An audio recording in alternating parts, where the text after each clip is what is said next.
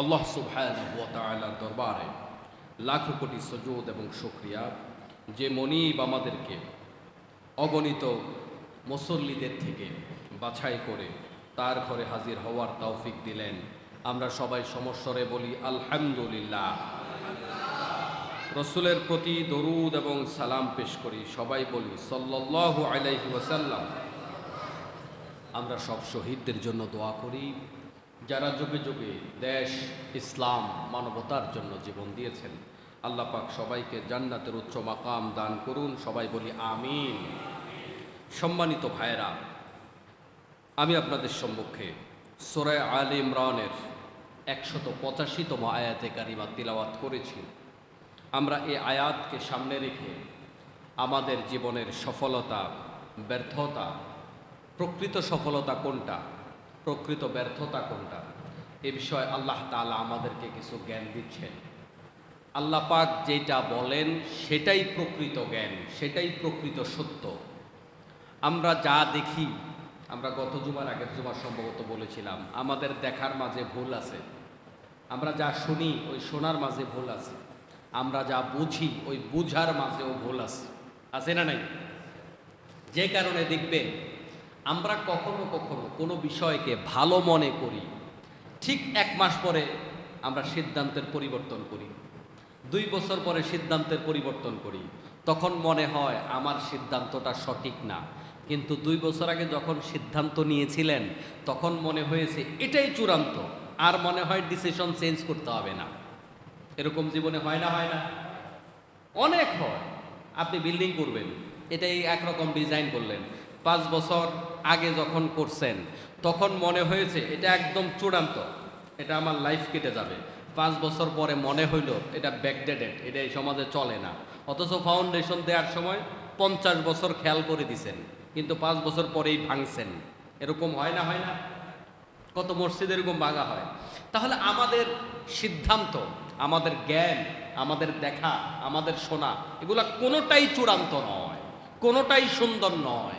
প্রকৃত চূড়ান্ত সিদ্ধান্ত, চূড়ান্ত সুন্দর আল্লাহ পাক যেটা বলে সেটা। সুবহানাল্লাহ। এজন্য আমাদের জীবনে আমরা যেটাকে চূড়ান্ত সফলতা মনে করি, আল্লাহ পাকের কাছে ওইটা সফলতা নয়। আমাদের কাছে সফলতার এক্সাম্পল হলো এই, একটা মানুষ গরিবের ঘরে হইছে, অনেক কষ্ট করে বড় হইছে, পড়াশোনা করছে, এরপরে বিসিএস ক্যাডার হইছে। আমাদের দৃষ্টিতে এই মহল্লার সবচেয়ে সফল মানুষ এই লোক, কারণ বাবা রিক্সা চালাইছে, টাকা নাই, পয়সা নাই, কষ্ট করে পড়াশোনা করছে, কিন্তু এখন বিসিএস ক্যাডার। ঠিক নেই? এর চেয়ে বড় সফল আমরা কাউকে মনে করি না। কোনো মানুষ অনেক কষ্ট করেছে, এখন আমেরিকার সিটিজেন হইছে। বাবা অনেক কষ্ট করছে, ছেলেরা অনেক বড় লোক হইছে, মানুষ মনে করে এই লোকটা সবচাইতে বড় সফল। কোনো মানুষ দীর্ঘদিন ধরে অসুস্থ ছিল, ক্যান্সারে আক্রান্ত, সবাই বলছে মরে যাবে, ডাক্তার কইছে আপনার মেয়াদ আছে আর 1 বছর।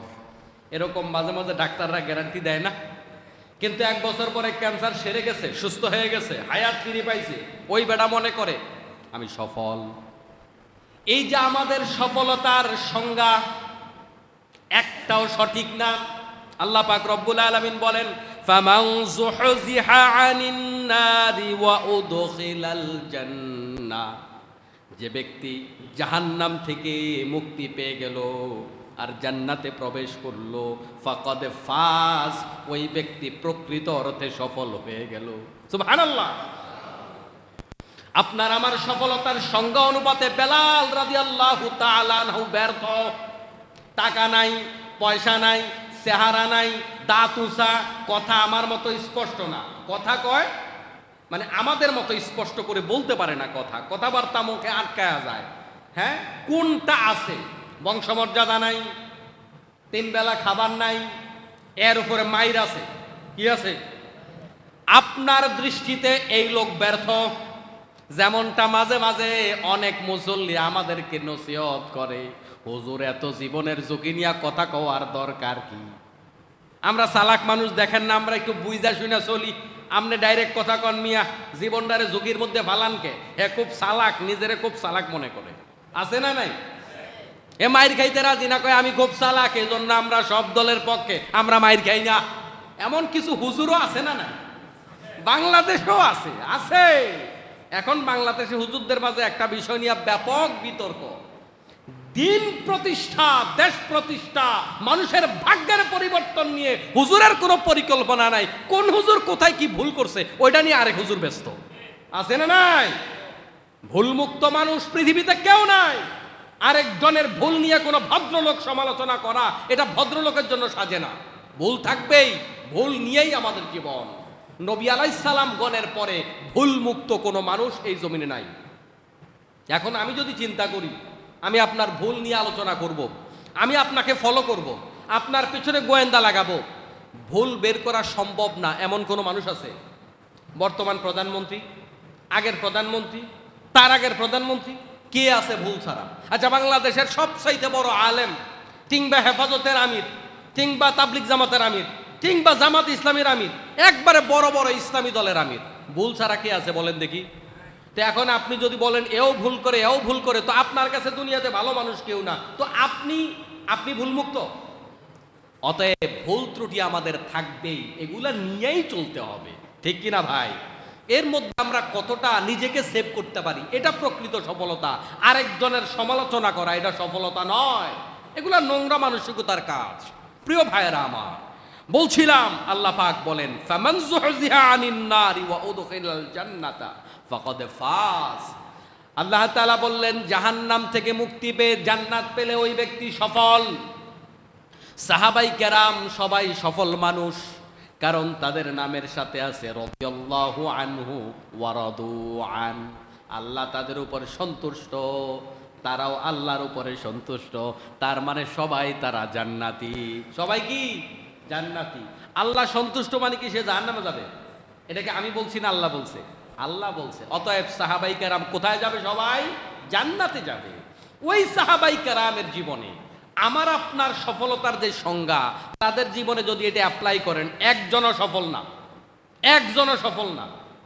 কিন্তু আল্লাহর বিবেচনায় এরা সবাই সফল মানুষ। এখন আপনার সংজ্ঞা ঠিক না আল্লাহর সংজ্ঞা ঠিক? হিসাব করেন, সংজ্ঞা কারটা ঠিক হবে? কারটা ঠিক হবে? আল্লাহরটাই ঠিক হবে। সুবহানাল্লাহ।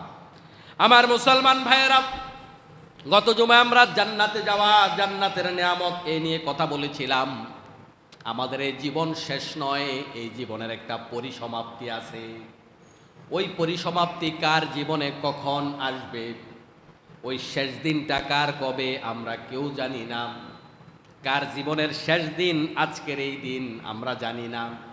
কার জীবনের শেষ নামাজ আজকের জুমার নামাজ আমরা কেউ জানি না। কার জীবনের মোনাজাত আজকের মোনাজাত আমরা কেউ জানি না। চুরি করতে গিয়ে মানুষ মারা যায়, এমন ঘটনাও আছে না নাই? মদ খাইতে গিয়ে মানুষ মারা গেছে মদের বারে, এমন ঘটনাও আছে না নাই? গত 2-4 দিন আগে দেখলাম সৌদি আরবের একজন বড় রাষ্ট্রীয় দায়িত্বশীল ব্যক্তি আমেরিকায় এক জায়গায় গিয়ে মারা গেছে। মদ পান করতে করতে ওভারলোড হয়ে গেছে, তারপরে মারা গেছে। কোনো ব্যক্তি যদি জানতো সে জেনা করতে গিয়ে মারা যাবে, মদ খাইতে গিয়ে মারা যাবে, তাহলে ওই ব্যক্তি ওই জায়গায় যাওয়ার কথা নয়। তার মানে আমরা জানি না আমাদের জীবনের বাতি কবে নিভে যায়, ঠিক কিনা? এই জীবনের বাতি যেই কোনো সময় নিভে যেতে পারে, এটার কোনো গ্যারান্টি ওয়ারেন্টি নাই, এটার কোনো টাইম টেবিল নাই। আসার জন্য নিয়ম আছে, টাইম আছে। ডাক্তার বলে দিবে আগামী এত মাস টাইম, তারপরে আপনি ছেলের বাবা হইতেছেন। কিন্তু আসার জন্য যেমন একটা সম্ভাব্য মাস নির্ধারণ করা আছে, যাওয়ার জন্য এরকম কোনো মাস দিন ক্ষণ নির্ধারণ করা নাই। গোটা দুনিয়ার সব সম্পদ যদি আজরাইলকে দেয়া হয়, 2 মিনিট সময় দাও, আমি একটু আস্তাগফিরুল্লাহ পড়ি, লা ইলাহা ইল্লাল্লাহ পড়ি, আজরাইল আলাইহিস সালাম কোনো কনসিডার করবে না। করবে নাকি? এজন্য আসার সময় সিরিয়াল আগে দাদা, তারপরে বাবা, তারপরে ছেলে। কিন্তু যাওয়ার সময় ছেলের দিয়া শুরু হয়, বাবারে দিয়েও শুরু হয়, দাদারে দিয়েও শুরু হয়। তার কোনো টাইম টেবিল নাই, ঠিক কি না? আজরাইল আলাইহিস সালাতু ওয়াস সালাম 2 ভাবে হাজির হয়। কারোর জন্য ফুলের তোড়া নিয়ে হাজির হয়, আবার কারোর জন্য জাহান্নামের বড় বড় শিকল নিয়ে হাজির হয়। আল্লাহ রাব্বুল আলামিন বলেন, ফায়ানজিলু ইলাইহি মিনাস সামাই মালাইকাতু সুদুল বুজুহ। যখন আকাশ থেকে কালো চেহারার ফেরেশতারা নেমে আসে এবং তার সামনে এসে বসে, কারোর জন্য হাস্যোজ্জ্বল চেহারা ভালো ভালো ফেরেশতারা আসবে, আর কারোর জন্য কালো কালো চেহারার ফেরেশতারা আসবে, যাদের দৈর্ঘ্য প্রস্থ এপাশ ওপাশ নির্ণয় করা যাবে না। এই কালো ফেরেশতারা শুধু আসবে না, তাদের সাথে কিছু যন্ত্রপাতি, পাকড়াও করার জিনিসপাতি নিয়ে আসবে। মাহুমুল মুসুহু মিনান নার, তাদের সাথে নিয়ে আসবে জাহান্নামের কাপড়। ওই জাহান্নামের কাপড় নিয়ে আসবে, আর তারা এসে ওই ব্যক্তির জান কবজ করা যখন শুরু করবে, আল্লাহ পাক বলেন, আইয়াতুহান নাফসুল খাবিসাতু খুরিজু ইলা সাখাতিম মিনাল্লাহি ওয়া গাদাব। ও খবিস হৃদয়ের অধিকারী, বের হয়ে আসো আল্লাহর গজব আর অসন্তুষ্টির দিকে। আল্লাহ তোমার উপর রাগ করে আছেন, সেদিকে তুমি চলো। আর কোন ব্যক্তি যখন নেককার হবে, ওই নেককার ব্যক্তির রূহটা কবজ করতে যাওয়ার পরে, নেককার ব্যক্তির রূহটা কলসি থেকে পানি ঢাললে পানি যেমনিভাবে কাত করলে সাথে সাথে পড়ে যায়, কোনো বাধা হয় না, ঠিক তেমনিভাবে পড়ে যাবে। আর বদকার ব্যক্তির রূহটা বের হতে চাইবে না, পিটাইয়া পিটাইয়া চিপে চিপে তার দেহ থেকে রূহটাকে বের করে আনা হবে। সে যেতে চাইবে না। নেককার ব্যক্তির সামনে জাহান্নামের ছবি দেয়া হবে, নেককার ব্যক্তি ভয় পেয়ে যাবে, কিন্তু পরক্ষণেই জান্নাতের একটা ছবি দিবেন, জান্নাত দেখাবেন। আর ফেরেশতারা বলবেন, বান্দা তোমার জন্য জাহান্নামটাই বরাদ্দ ছিল, কিন্তু তোমার নেক আমলের কারণে আল্লাহ রব্বুল আলামিন ওই জান্নাতটা বরাদ্দ করে দিয়েছেন। সুবহানাল্লাহ। আবার বদকার ব্যক্তিকে যখন জান্নাতের ছবি দেখাবে, লাইটটা দিয়ে, বদকার ব্যক্তিকে যখন জান্নাতের ছবি দেখাবে তৎক্ষণাৎ খুশি হবে, ঠিক পরক্ষণেই জাহান্নামের ছবিটা দেখাবে আর বলবে তুমি জান্নাত পাইতে পারতাম, কিন্তু তোমার বদ আমলের কারণে আল্লাহ পাক ওই জান্নাতটাকে ডিলিট করে জাহান্নামটা তোমার জন্য বরাদ্দ করেছেন। তখন ওই ব্যক্তির রূহটা আর বের হইতে চাইবে না। তখন তার রূহটাকে কিভাবে বের করবেন? আল্লাহ পাক বলছেন, ফায়ান্তাজিউহা কামা ইউনতাজাউস সাফুদু মিনাস সাউফিল মাবলুল। যেমনি ভাবে ভিজা এক ধরনের কটন কাপড়, ভিজা এক ধরনের তোশক জাতীয় কাপড়, নরম কাপড়, সেই নরম কাপড় থেকে কিংবা কটন থেকে যখন কাঁটা দিয়ে টেনে টেনে কটন ছিঁড়ে বের করে আনা হয়, তার দেহ থেকে কাঁটা দিয়া এভাবে রুহটা টেনে টেনে বের করে আনার মতো করে তার রুহটাকে ভিতর থেকে বের করে আনা হবে। একজনের রূহ জান্নাত দেখে সোজা বের হয়ে যাবে, সন্তানের কথা মনে থাকবে না, মা বাবার কথা মনে থাকবে না, ব্যবসা বাণিজ্যের লস হয় এটা মনে করবে না, এজন্য তাড়াতাড়ি বের হয়ে যাবে। আরেকজন তার রূহ বের হইতে চাইবে না, কারণ সে এই জাহান্নাম দেখবে দুনিয়াতে থাকতেই। এজন্য দুনিয়াতে থাকতেই মানুষ ছটফট করে মৃত্যুর শয্যায়, আছে না নাই? আবার কাউকে কাউকে আল্লাহ মৃত্যুর শয্যায় কষ্ট দেয় কিছু কারণে। মৃত্যুর শয্যার কষ্ট দেখে কোনো ব্যক্তিকে খারাপ ভালো মন্তব্য করা যাবে না। মুসলমান ভাইয়েরা, সব সাহাবাই কেরাম পর্যন্ত কিছুটা হলেও মৃত্যুর যন্ত্রণা সহ্য করেছেন। আবার কাউকে কাউকে আল্লাহ পাক যখন মাফ করে দিতে চায় তখন কিছুটা কষ্ট দেয়। তার গোটা জীবন গুনাহ অনেক কম, জীবনটা অনেক সুন্দর, অল্প কিছু গুনাহ আছে, এজন্য আল্লাহ পাক তাকে মৃত্যুর আগে সামান্য কষ্ট দিয়া বাকি গুনাহগুলা পর্যন্ত মাফ করায়া নেয়। সুবহানাল্লাহ। এজন্য মানুষ মৃত্যুর আগে অনেকেই দেখবেন অসুস্থ হয়। এই অসুস্থতা দেখে কাউকে চিৎকারি করেন না। কারোর অসুস্থতা দেখে গজব মনে করার কোনো কারণ নাই। আল্লাহ পাক রব্বুল আলামিন বান্দাকে, অনেক বড় বড় আলেমদেরকে আমরা দেখেছি ক্যান্সার হয়ে মারা গেছে, গোটা জীবন তার জীবনে কালো দাগ নাই। এমন বড় আলেমদেরকেও দেখেছি বড় বড় রোগাক্রান্ত হয়ে মারা যায়। এটা কোনো খারাপ দৃশ্য নয়, আল্লাহ পাক এটার মাধ্যমে তাকে গুনাহ মাফ করায়। সুবহানাল্লাহ। ওই বদকার ব্যক্তির রূহটা তারপরে বের করে আনা হবে তাকে কষ্ট দিয়ে দিয়ে। ওই রূহটা আল্লাহর দরবারে নিয়ে যাওয়ার চেষ্টা করা হবে, কিন্তু কি হবে? সূরা আরাফের মধ্যে বলেছেন আল্লাহ তাআলা, লা তুফাত্তাহু লাহুম আবওয়াবুস সামা, তাদের জন্য আসমানের দরজাগুলা খোলা হবে না। জান্নাতি ব্যক্তির রূহগুলাকে আল্লাহর দরবারে হাজির করা হবে, কিন্তু জাহান্নামী ব্যক্তির জন্য আসমানের দরজা খোলা হবে না। উকতুবু কিতাবাহু ফিস সিজ্জিন, তাদের রূহটাকে সিজ্জিন নামক স্থানে, ওই নিকৃষ্ট স্থানে তাদের রূহটাকে পেশ করা হবে। তাদের কবরে যাওয়ার পরে তারা দেখতে পাবে তিনজন লোক।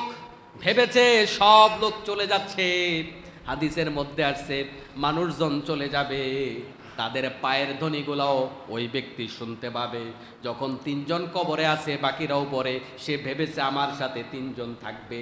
যখন একজন উঠে গেছে, সে ভেবেছে আমার সাথে দুইজন থাকবে। যখন একজন আছে আর সে ভাববে একজন থাকবে, সেও যখন চলে যাবে চিৎকার করতে থাকবে। কোটি টাকার মালিক, তার জন্য কোনো বিছনাপাতি নাই, আছে নাকি? কোটি টাকার মালিকের জন্য কোনো বিছনাপাতি আছে? কোনো সিস্টেম আছে?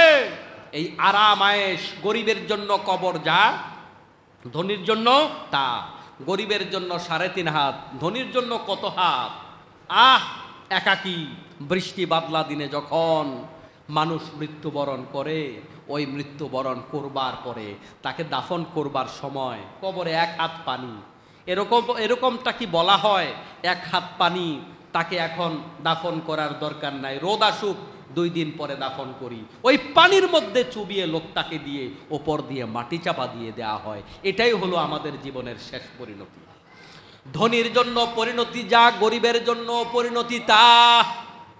জীবন্ত অবস্থায় আপনার কত দাম, কত শান শওকত, কিন্তু পানির মধ্যে প্যাক কাদার মধ্যে রেখে দেওয়া হবে। বেশি সময় আটকে রাখা যাবে না, দামি খাট থেকে নিচে নামিয়ে দেওয়া হবে। ঘরেও রাখা হবে না, ঘরের বারান্দায় বেশিক্ষণ রাখা যাবে না, নামটাও পরিবর্তন হয়ে যায়। তখন মানুষ আর আব্দুর রহিম, আব্দুল করিম বলে না, তখন বলে লাশ। লাশটা কবে দাফন হবে? নামটা পর্যন্ত পরিবর্তন হয়ে যায়। মুসলমান ভাইয়েরা, একটা টাকার সম্পদ নিয়ে কবরে যাবার কোনো সুযোগ নাই। খালি হাতে কবরে যাবেন, সেখানে কোনো এটিএম কার্ড চলে না। অথচ বুড়া হওয়া পর্যন্ত কামাই করতেই থাকে। এজন্য আল্লাহ পাক বলেন, আল্লাহকুমুত তাকাসুরু হাত্তা যুরতুমুল মাকাবির। মানুষের সম্পদ বেশি পাওয়ার ওই নেশাটা মানুষকে পাগল বানায় রাখে। ওই পাগল হওয়াটা কতদিন পর্যন্ত চলে? ওইটা মৃত্যুর আগ মুহূর্ত পর্যন্ত চলে। যদি আরেকটু টাকা পাই, আরেকটা বিল্ডিং পাই, আরেকটু জায়গা পাই, আরো টাকা পাই, এজন্য যত অপরাধ জমিনের মধ্যে ঘটে তার বড় কারণ আরো চাই। মেম্বার চেয়ারম্যান হইতে চায়, এজন্য ভোট চুরি করে। আবার চেয়ারম্যান এমপি হইতে চায়, এজন্য মানুষের হক নষ্ট করে। এই মাইনাস পাওয়া লোক A+ পাইতে চায়, এজন্য প্রশ্ন আউট করে। গরিব মানুষ বড় লোক হইতে চায়, এজন্য ঘুষ খায়। মানুষ, ছোট মানুষ বড় চেয়ারে বসতে চায়, এজন্য অধস্তনদের উপরে জুলুম করে। তাইলে আরো বেশি চাই, আরো বেশি খাই, এটার জন্য মানুষ অপরাধ বেশি করে। ঠিক কিনা বলেন আমার মুসলমান ভাইয়ারাম? তারপরে এই যে কবর, এই কবরে যখন পৌঁছে যাবে, আল্লাহ নবী সাল্লাল্লাহু আলাইহি ওয়াসাল্লাম বলেন, আল কবরু রাওযাতুম মিন রিয়াজিল জান্নাহ আও হুফরাতুম মিন হুফরিন নার। কবর কারোর জন্য জান্নাতের টুকরা হবে, কারোর জন্য জাহান্নামের একটা গর্ত হবে। জাহান্নামের গর্ত হবে। 2 জন ফেরেশতা আসবে, এসে তার 2 পাশে বসেই প্রশ্ন করবে, মার রব্বুকা, তোমার রবকে, ওমা দীনুকা, তোমার দিনকে, ওমান নাবিয়ুকা, তোমার নবীকে। আমরা তো এখন মসজিদগুলাতে, মাহফিলগুলাতে, দিনী মার্কাজগুলাতে আমরা একটা কমন ডায়ালগ আবিষ্কার করেছি, হুজুর কোনো রাজনৈতিক কথা কইয়েন না। ঠিক নেই? হুজুর আমনে সবার হুজুর, আমনে কোনো রাজনৈতিক কথা কইয়েন না। এই ডায়ালগ আছে না নাই? এটা হলো হুজুরের গলা চিপা দেওয়ার একটা কৌশল আর কি। কথা বুঝছেন? অথচ আপনি যাওয়ার পরে আল্লাহ ফেরেশতা আপনাকে প্রশ্ন করবে না, মানিল্লাহ, তোমার আল্লাহ কেডা? প্রশ্ন করবে না মান খালিকুকা, তোমার খালেককে। প্রশ্ন করবে মার রব্বুকা, তোমার রবকে। নাম্বার 1 কোশ্চেন, রাজনৈতিক কোশ্চেন। তোমার রবকে, রব মানে তিনি যিনি আইনদাতা, রব মানে তিনি যিনি বিধানদাতা, রব মানে তিনি যিনি সার্বভৌম ক্ষমতার মালিক, রব মানে তিনি যিনি তোমাকে ক্ষমতা দেয়, রব মানে তিনি যিনি তোমাকে ক্ষমতার থেকে নামায়। এই সব কিছুর ব্যাপারে তুমি কাকে মানতা দুনিয়ায়? এক প্রশ্নের ভিতরে সব কিছু ঢুকানো আছে। অর্থাৎ দুনিয়ার মধ্যে তুমি কাকে আইনদাতা, বিধানদাতা, সমাজের সব কিছুর মালিক কারে মানতা? দুনিয়ায় কার আইন মানতা? ব্রিটিশের আইন না আল্লাহর আইন? জবাব দাও। এক নাম্বার প্রশ্নের ভিতরে আল্লাহ রাব্বুল আলামিন তোমার গোটা জীবনের প্রশ্ন করে নিচ্ছেন।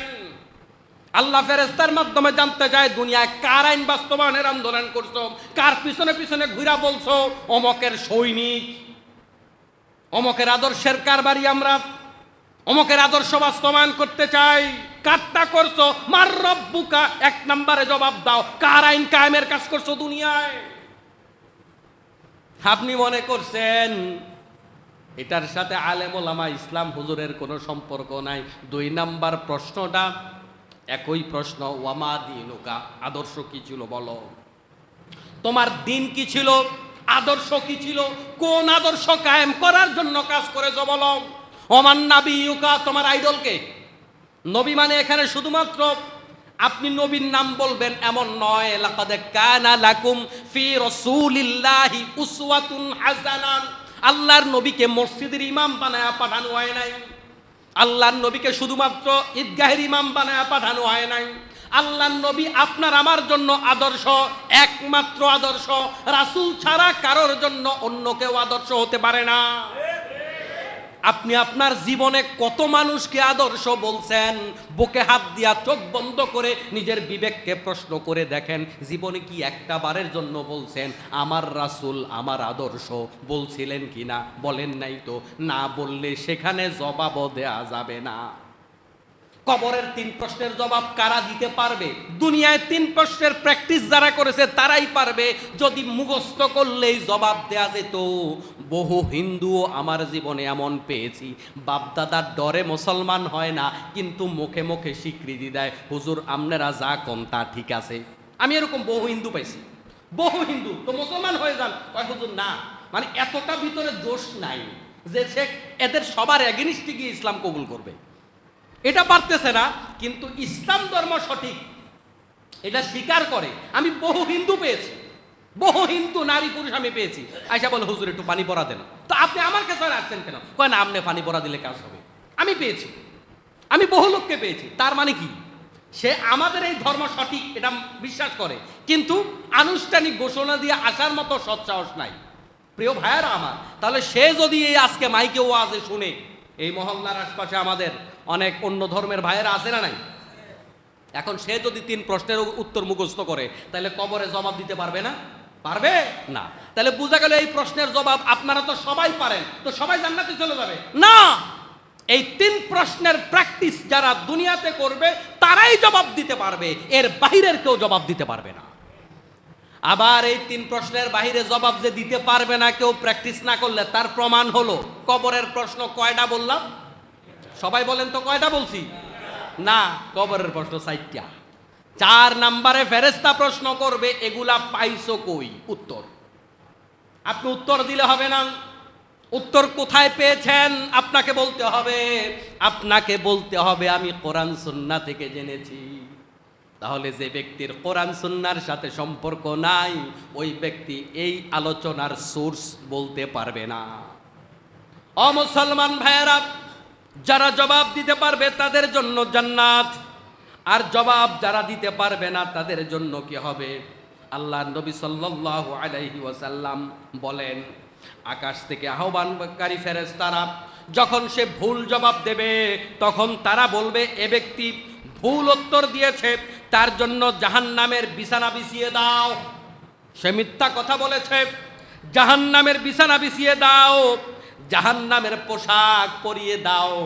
বিছানাও হবে আগুনের, পোশাকটাও হবে আগুনের, তার জন্য জাহান্নামের দিকে একটা দরজা খুলে দাও। নবী সাল্লাল্লাহু আলাইহি ওয়াসাল্লাম বলেন, তার দিকে গরম হাওয়া আসতে থাকবে, কবরকে তার জন্য সংকীর্ণ করে দেওয়া হবে, কবর তার জন্য ছোট হয়ে যাবে। এই যে আমরা আয়নাগরের গল্প শুনেছি, আয়নাগরে কেন এত কষ্ট? অনেক কষ্টের মধ্যে অন্যতম বড় কষ্ট হলো এই এত ছোট গর্ত, যেটার মধ্যে ঠিক মতো দাঁড়ানো যায় না, যেটার মধ্যে ঠিক মতো শোয়াও যায় না। 10 বছর 15 বছর পর্যন্ত না শুয়ে কেমনে থাকবে? এজন্য এই শুইতে না পারা, বসতে না পারা, দাঁড়াইতে না পারা, গর্তটা ছোট হওয়া, এটা বড় কষ্ট। আল্লাহর নবী বলেন ওই কবরটাকে আরো সংকীর্ণ করে দেওয়া হবে, দুপাশ থেকে মাটি চাপা দেওয়া হবে, চাপার সাথে সাথে এই পাশের পাঁজরের হাড় ওই পাশের হাড়ের মধ্যে ঢুকে যাবে, কবরকে অন্ধকার করে দেওয়া হবে। জাহান্নাম গুটগুটে অন্ধকার, জাহান্নামের সাথে যখন কবর সম্পৃক্ত হয়ে যাবে তখন কবর অন্ধকার হয়ে যাবে। তারপরে তাদের জন্য একজন অন্ধ বধির ফেরেশতা নিযুক্ত করা হবে। কি ফেরেশতা? অন্ধ এবং বধির, কানেও শোনে না, চোখেও দেখে না।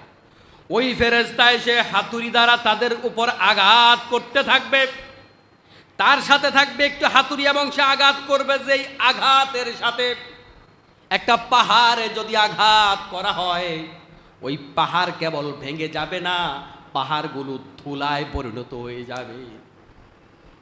এত বড় হাতুড়া, লোহার হাতুড়া, যেটা দিয়ে আঘাত করলে পাহাড় ধুলা করায় রূপান্তরিত হবে, ওইটা দিয়ে মানুষের মাথার উপরে আঘাত করা হবে।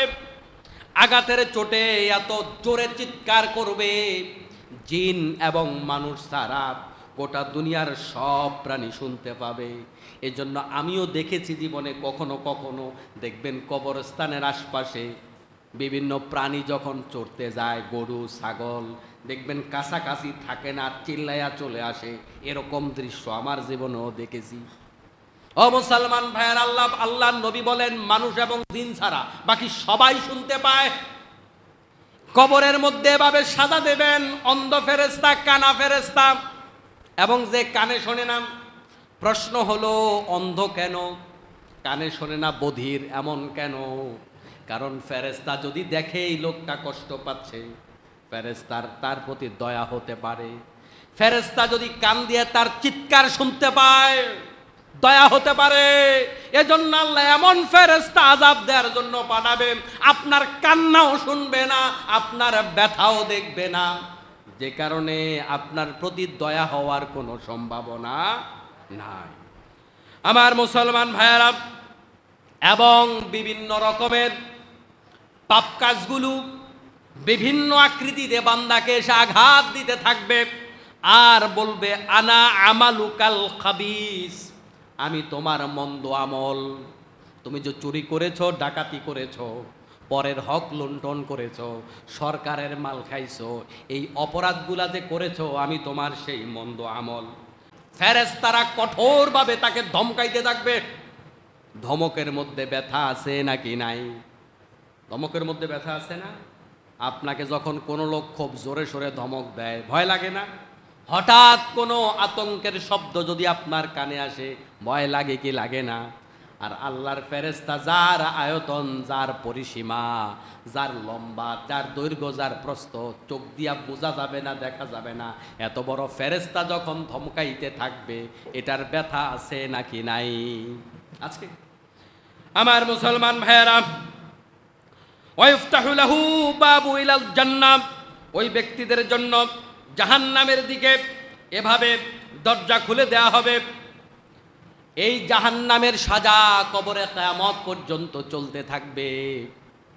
কিয়ামতের হাশরের মাঠ কায়েম হওয়ার আগে আল্লাহ পাক রব্বুল আলামিন যখন আবার ইসরাফিল আলাইহিস সালামকে সৃষ্টি করবেন, এরপরে বলবেন তুমি আবার ফুঁক দাও, সব মানুষ জীবিত হয়ে যাবে।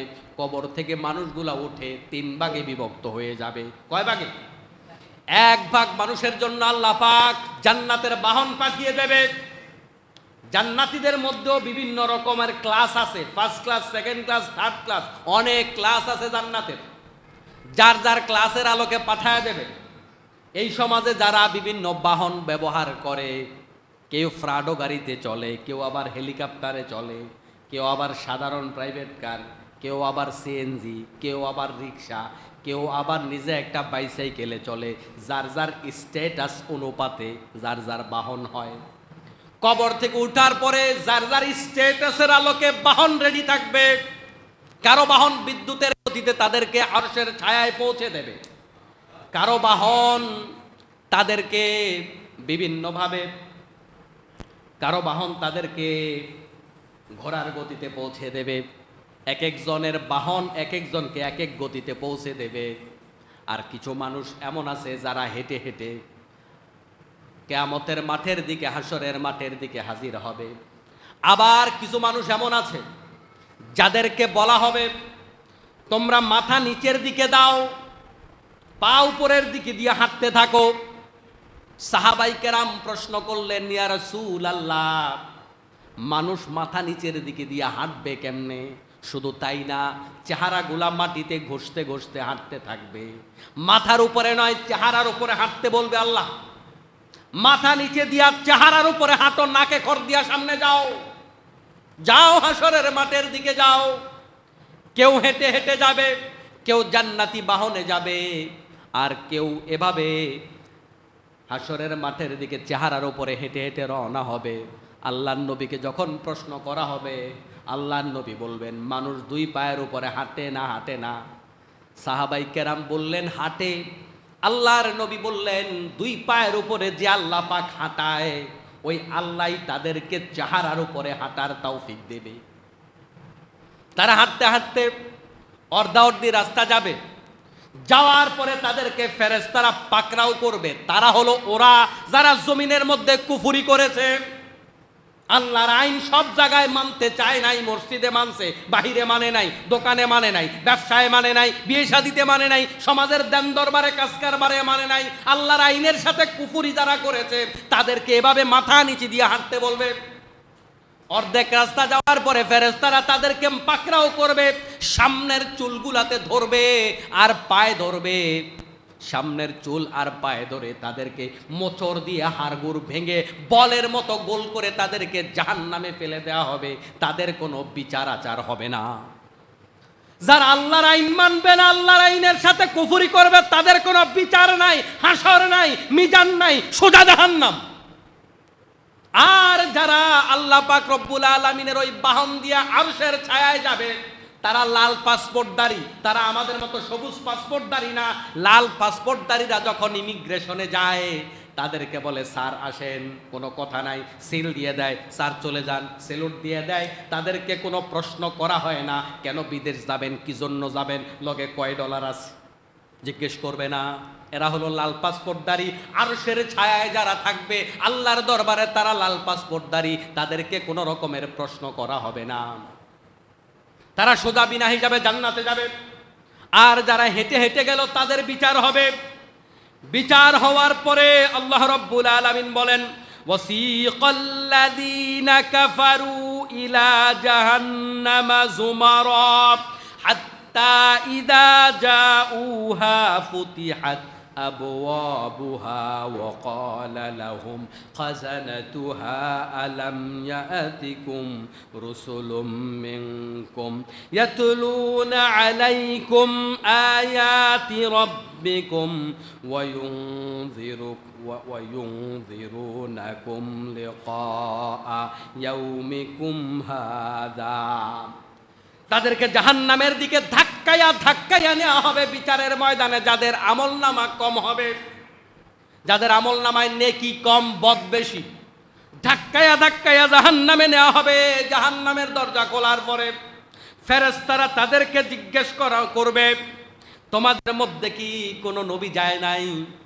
তোমাদের মধ্যে কোনো দাওয়াতি কার্যক্রম কি হয় নাই? তোমাদের কাছে আল্লাহ পাকের তেলাওয়াতগুলো কি করা হয় নাই? আয়াত কি তোমাদের কাছে পৌঁছানো হয় নাই? তখন তারা বলবে হ্যাঁ আমাদের কাছে এসেছিল, কিন্তু কি করেছিল? ক্বালু বালা ওয়ালাকিন হাক্কাত কালিমাতুল আযাব আলাল কাফিরিন। তারা বলবে আসছিল, কিন্তু কাফেরদের জন্য আল্লাহর আযাবের ভয়াবহতা এই আয়াতে বলা হয়েছে। তার মানে আমাদের কাছে হুজুররা কইছে, কিন্তু আমরা বিশ্বাস করি নাই। আমরা এগুলা শুনেছি, আরে মোল্লারা কত কথাই কয়, এরকম টিটকারি মারে না? মারে না? হুজুররা কত কথাই কয়, হুজুরদের কথা ভাল লাগে তখন যখন শরীরের শক্তি কমে যায়। দুনিয়াতেই বহু জালেম দেখেছি, যখন দেখছে তারে কেউ দাম দেয় না, পকেটের টাকাও শেষ, বউ এখন মূল্যায়ন করে না, ছেলে সন্তান মূল্যায়ন করে না, সমাজে মূল্যায়ন নাই, এবার অটো মসজিদে ঢুকে কয় হুজুর একটু দোয়া করিয়েন। গোটা জীবন আল্লাহর নাফরমানিতে কাটানোর পরে যখন শরীরে আর বল থাকে না, পকেটে আর মাল থাকে না, তখন আল্লাহর কাছে আসে, তখন বুঝে আসে। কিন্তু শরীরে যখন শক্তি সামর্থ্য থাকে তখন কি করে? তখন আলেমদেরকে টিটকারি মারে। আল্লাহর ফেরেশতারা তখন কি বলবে? আল্লাহ পাক বলেন খুদুহু ফাগুল্লু, আল্লাহ পাক ফেরেশতাদেরকে বলবেন তাদেরকে ধরো আর পাকড়াও করো। সুম্মাল জাহিমা সাল্লু, তাদেরকে ধরে পাকড়াও করে জাহান্নামে নিক্ষেপ করো। তুম্মা ফি সিলসিলাতিন দারউহা সাবউনা যিরআ, তাদের জন্য 70 হাত শিকল দিয়া তাদেরকে আটকাও, 70 হাত শিকল দিয়া তাদেরকে পাকড়াও করে তারপরে জাহান্নামের মধ্যে নিক্ষেপ করো। আমার মুসলমান ভাইয়েরা, ফেরেশতারা এইভাবে জাহান্নামের দিকে নিয়ে যাবে, জাহান্নামের মধ্যে নিক্ষেপ করবে। অন্য আয়াতের মধ্যে আল্লাহ পাক বলেন ফেরেশতারা তাদেরকে এভাবে শিকল দিয়ে বেঁধে বেঁধে তারপরে ফেরেশতারা তাদেরকে উত্তপ্ত পানির মধ্যে তাদেরকে নিমজ্জিত করবে। কোথায় নিমজ্জিত করবে? উত্তপ্ত পানির মধ্যে। তাদের চেহারাগুলোকে দগ্ধ করা হবে। এমন জাহান্নামের আগুন, যেই আগুন মানুষের দেহের উপরে লাগার আগে অন্তরের ভিতরে আগে লেগে যায়। নাউযুবিল্লাহ। এই কঠিন পরিস্থিতির মধ্যে তারা কেন পড়বে, কেন তারা জাহান্নামে যাবে? এই জাহান্নামে যাওয়ার অনেক কারণের মধ্যে একটা গুরুত্বপূর্ণ কারণ হলো জাহান্নামীরা বলবে ওয়াকালু রাব্বানা ইন্না আতা'না সাদাতানা ওয়া কুবরা'ানা فأضلونا السبيل ربنا آتهم ضعفين من العذاب والعنهم لعنا كبيرا। আল্লাহ তাআলা, আমরা আজকে এই জায়গায় আসতাম না ওই লোকদের কারণে আসছিলাম যাদের কথা আমরা বিশ্বাস করে পিছনে স্লোগান দিয়েছিলাম। ওরা আমাদের দিয়া চাঁদাবাজি করাইছে, ওরা আমাদের দিয়া দর্শন করাইছে, ওদের কারণে আমরা আদালত ভাঙচুর করছি, ওদের কারণে আমরা গরিবের উপর জুলুম করছি, ওদের কারণে গরিবের সম্পদ খাইছি। আল্লাহ, ওদের কারণে আমরা অপরাধ করেছি, ওরা ভরসা না দিলে আমরা অপরাধ করতাম না। আজকের এই দিনে তোমার কাছে আমাদের মিনতি হলো, আল্লাহ আমাদেরকে যদি আযাব দাও তবে আমাদের আবদার হইল তাদের আযাবটা ডাবল করে দাও। মানুষ আদর্শিক কারণে অপরাধী হয়, আল্লাহ পাক জানে, এবং ফেরেশতার কাছে তারা সেখানে গিয়া বলবে আমরা এই কাজ করতাম না, এত অপরাধ করার কথা ছিল না, অপরাধ করেছে ওই নেতাদের কারণে। ইয়াউমা নাদউ কুল্লা উনাসিম বিইমামিহিম, আল্লাহ পাক বলেন হাসরের মাঠে প্রত্যেকটা মানুষকে তার নেতার সাথে উঠানো হবে। কার সাথে? কথা কন না যে কার সাথে? আমি বলছি না, আল্লাহ বলছেন, আল্লাহ বলছেন। কারণ দুনিয়াতে আপনি খেয়াল করে দেখেন না, সমাজের মধ্যে বড় বড় দুর্নীতিবাজ কারা? ওর উপরে কোনো একজন বড় বস আছে, বড় নেতা আছে। বড় দর্শনকারী কারা? কেন দর্শন করেছে? তার ছায়া আছে কোনো একজন নেতা। বড় বড় অপরাধ কারা করেছে? উপরে কেউ একজন আছে, দেখবেন। এই জন্য আল্লাহ পাক বলেন আমি সবগুলো নেতার সাথে উঠাবো। ওই নেতা জাহান্নামে গেলে তুমিও জাহান্নামে যাইবা, নেতা জান্নাতে গেলে হয়তো তুমিও জান্নাতে যাইবা। এজন্য আপনি কাকে মানেন? আপনার বন্ধুকে, আপনার অভিভাবককে। আপনার অভিভাবকত্ব যিনি করেন তার দাড়ি আছে, তার টুপি আছে, সে নামাজি, সে হালাল খায় কিনা। ভালো মানুষকে বন্ধু বানান, ভালো মানুষকে সঙ্গী বানান, তাহলে দুনিয়াতেও ভালো থাকবেন, পরকালেও জান্নাত পাবেন। ঠিক কিনা? স্বৈরাচারের আমলে যারা বড় বড় অপরাধ করছিল, ভাবছিল এত হাজার কোটি টাকা পকেটে রাখছি, একদম মরণ পর্যন্ত আরামে খাইয়া যাইতে পারবো, খাইয়া যাইতে পারতেছে না। তাদের কবরটা বাংলাদেশে হবে? হবে না তো। কবর বাংলাদেশে হবে না, কবর হবে ইহুদি খ্রিস্টানের দেশে, কবর হবে ভারতে। হয়তো তার লাশটাকে দাফনও করা হবে না, পুড়িয়ে ফেলা হবে, এমনও হতে পারে। অতএব এইটা মনে করার কোনো কারণ নাই। সামনে যে বিশাল চান্স দেখা যায়, আমারে আর ধরে কেডা? হুজুর আপনি এগুলা কইলে কামইবনি। ধরা যখন খাবেন দুনিয়াও শেষ, পরকালও শেষ। হারামের মধ্যে আরাম নাই, হালালের উপরে থাকুন, ন্যায়ের উপরে থাকুন। প্রিয় ভাইয়েরা, আমরা আমাদের আজকে পরকাল নিয়ে, হাসর, মিজান, তারপরে জাহান্নামের আযাব নিয়ে আমরা কিছু কথা বললাম, সেই পরিস্থিতি আজকাল যে কোনো মুহূর্তে আমার জন্য হাজির হয়ে যেতে পারে। আসুন না আমরা অপরাধ ছেড়ে দেই, আমরা আল্লাহর দ্বীনের জন্য হয়ে যাই, আল্লাহর জন্য হয়ে যাই, তাহলে দুনিয়াতেও শান্তি, আখিরাতেও শান্তি। আল্লাহ রাব্বুল ইজ্জত এতক্ষণ পর্যন্ত যে কথাগুলো আপনাদের জন্য আমার জন্য বলেছি, আল্লাহ পাক সবগুলা কথাকে আমল করার তৌফিক দান করুন, আমিন। হাদা মা ইনদি আলমিন্দাল্লাহি আলাইহি তাওয়াক্কালতু ওয়া ইলাইহি উনীব। আসসালামু আলাইকুম ওয়া রাহমাতুল্লাহি ওয়া বারাকাতুহু। ফাঁকা